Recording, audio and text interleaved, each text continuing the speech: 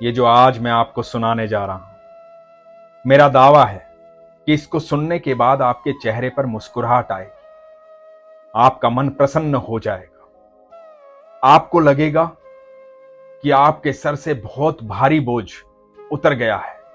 आप आनंद की अनुभूति करेंगे। बड़े ध्यान से सुनिएगा।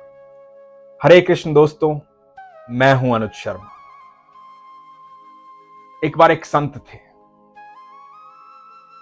संत गए एक राजा के पास, एक ऐसे राजा के पास जो राजा विश्वास नहीं करता था ईश्वर में, नास्तिक था, किसी को दान नहीं देता था, किसी की मदद नहीं करता था। किस्मत ने, भाग्य ने और पुराने कर्मों ने उसे राजा बनाया था। तो संत पहुंचे उस राजा के पास और राजा से जाकर के बोले, राजा मुझे कुछ दान दो। राजा अपने रथ पर बैठने ही वाला था। महल के बाहर रथ खड़ा था। तो राजा ने कहा कि जाओ तुम, मैं कहीं जा रहा हूं, मुझे कोई दान नहीं देना। संत ने फिर कहा कि राजा कुछ तो दान दो, तुम राजा हो, कुछ तो दान करो। तो राजा ने गुस्सा किया कि मैंने कहा ना तुम जाओ, मैं कोई दान वान नहीं करता, मेरे रास्ते में मत आओ, जाओ, मेरे पास कुछ भी फालतू नहीं है। तो इतने में संत ने देखा कि राजा के घोड़े ने लीद कर दी। तो संत ने कहा कि ठीक है, तुम्हें लगता है कि सारी चीजें तुम्हारे लिए कीमती हैं, इसलिए तुम नहीं देना चाहते। तो ये घोड़े की लीद जो है, ये तो तुम्हारे किसी काम नहीं आएगी ना, तो यही दे दो। तो राजा ने सोचा कि अजीब पागल संत है, इसको नहीं दूंगा तो यहां से जाएगा नहीं। तो राजा ने गुस्से में वो लीद उठाई और संत को दे दी और कहा कि लो, जाओ अब यहां से। संत ने कहा कि भला हो तुम्हारा, तुम्हें कई गुना मिले। और संत मुस्कुरा कर ये कहकर चल दिए। राजा की समझ में ये बात नहीं आई कि संत ने क्या कहा, क्या कई गुना मिले। संत चले गए, राजा शिकार पर चला गया। जब वापस लौटा तो उसके महल के आसपास से उसे बदबू आ रही थी। अपने महल में गया, जाकर के जब अपनी खिड़की में आया तो सामने देखता है, जहां दूर दूर तक उसका बगीचा था, वहां पर लीद का ढेर लगा हुआ था, घोड़े की लीद का ढेर। राजा की समझ में बात आ नहीं रही थी। राजा ने देखा कि अगले दिन वो लीद का ढेर पहाड़ में परिवर्तित हो गया, लगातार बढ़ता जा रहा है। राजा ने अपने कर्मचारियों को भेजा उसे साफ करवाने के लिए, लेकिन जितना वो साफ करते उतना बढ़ता चला जाता। राजा की समझ में नहीं आ रहा था कि ये हो क्या रहा है। राजा बड़ा विचलित हुआ, दुखी हुआ। राजा को संत की बात याद आई। संत ने कहा था, जा तेरा भला हो, कई गुना बढ़े। राजा विचलित हो गया। राजा ने सोचा कि ये मुझसे क्या पाप हो गया। वो संत कोई साधारण नहीं थी, उसने जो कहा वो हो गया है। यहां लीद का पहाड़ बन गया है, ये कई गुना हो गया है।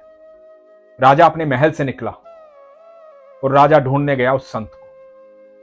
खोजते खोजते खोजते खोजते जंगल में वो संत मिले। संत के पास गया, संत के पास जाकर के उनके चरणों में गिर गया।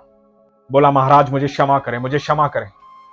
मैं सोचा आप कोई साधारण व्यक्ति हैं, पर आप बहुत असाधारण हैं। मुझे क्षमा करें, मुझसे गलती हो गई। संत ने कहा, क्या हो गया राजा, क्यों परेशान हो? राजा ने कहा कि आपने मुझे कहा था तेरा भला हो, ये कई गुना बढ़े। राजा ने सारा वृतांत संत को सुनाया कि उसके साथ हुआ क्या। संत मुस्कुराए।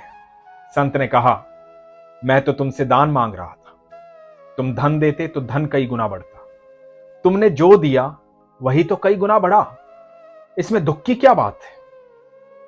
मैं तो संत हूं, मेरा तो काम है आशीर्वाद देना, मेरा तो काम है वरदान देना। तूने जो मुझे दिया मैंने उसे कई गुना कर दिया।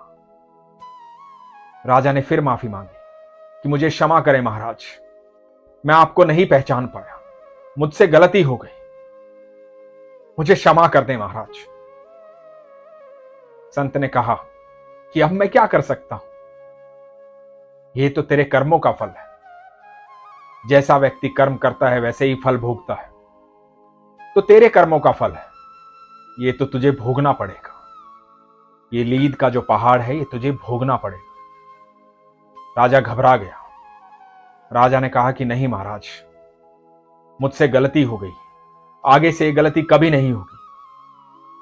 आपने ही ये वरदान दिया जो मेरे लिए श्राप बन गया।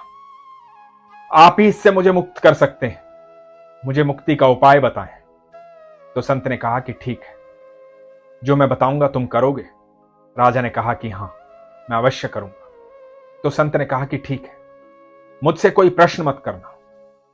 अपनी प्रजा के अंदर ये बात फैलवा दो कि तुमसे बेकार राजा कभी हुआ ही नहीं। लोग जितनी ज्यादा तुम्हारी बुराई करेंगे उतना ज्यादा तुम्हारे लिए अच्छा होगा। तुम जाओ, प्रजा तुम्हारी बुराई करेगी तो तुम्हें अपने आप परिणाम दिखाई देंगे। राजा चला गया। राजा ने जाकर के अपने सैनिकों को, अपने महामंत्री को, सबको कुछ इस तरह से बात कही कि कुछ भी करो, पूरी प्रजा में मेरी बुराई होनी चाहिए। और राजा की बुराई चारों तरफ होने लगी। लोग राजा की बुराई करने लगे, लोग राजा के बारे में बुरा कहने लगे। बात आग की तरह फैलती जा रही थी। चारों तरफ राजा की बुराई हो रही थी, राजा का विद्रोह हो रहा था, सब बुराई कर रहे थे। और जैसे जैसे बुराई हो रही थी, राजा ने अपनी खिड़की में आके देखा, वो बगीचे में बना पहाड़ बिल्कुल साफ हो चुका था। अब वहां से कोई बदबू नहीं आ रही थी। राजा वापस उस संत के पास गया, संत के चरणों में गिर गया, जाकर बोला, महाराज ये बताइए ये कैसे संभव हो पाया? ये तो असंभव था। लोग मेरी बुराई करने लगे और वो लीद का पहाड़ खत्म हो गया। ये कैसे हुआ?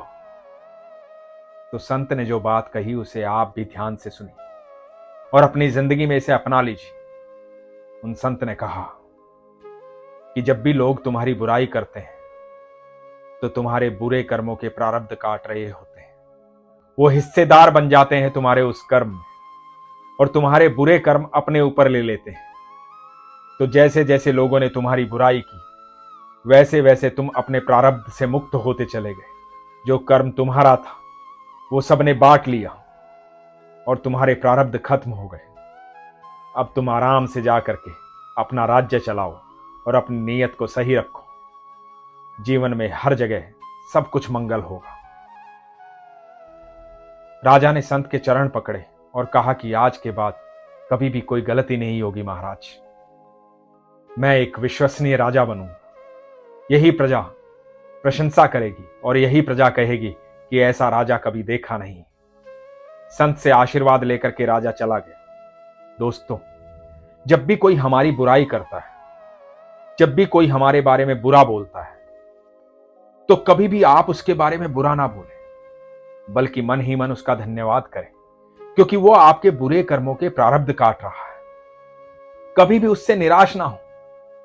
उस बेचारे को तो पता ही नहीं है कि वो कर क्या रहा है। उस पर अपनी दया दृष्टि रखें, उसका धन्यवाद करें। कभी इस बात से परेशान ना हो कि कोई आपकी पीछे से बुराई करता है, कोई सामने बुराई करता है, कोई कहीं बुराई करता है। करने दो बुराई, कभी इस बात से परेशान ना हो। मन ही मन उनका धन्यवाद करो, क्योंकि वो आपके जीवन को सुखी बना रहे हैं, आपके प्रारब्ध काट रहे हैं, आपके कर्मों का फल वो खुद भुगत रहे हैं। सारे प्रारब्ध कट जाएंगे, आपका जीवन सुखमय हो जाएगा। इसलिए आज के बाद कभी घबराना मत, परेशान मत होना। एकमात्र ईश्वर पर विश्वास रखो, जीवन सरल और सहज हो जाता है। आपके चेहरे की मुस्कुराहट कभी भी दूर नहीं होती है। जैसे ही आप सरल हो जाओगे, आप लगातार मुस्कुराने लगोगे, खुश हो जाओगे। जितने भी नादान लोग आपकी बुराई कर रहे हैं, आप उनको देख करके भी मुस्कुराओगे। इसलिए हमेशा कहता हूं, अपने विश्वास को मजबूत रखो, अपना ख्याल रखो। हरे कृष्ण।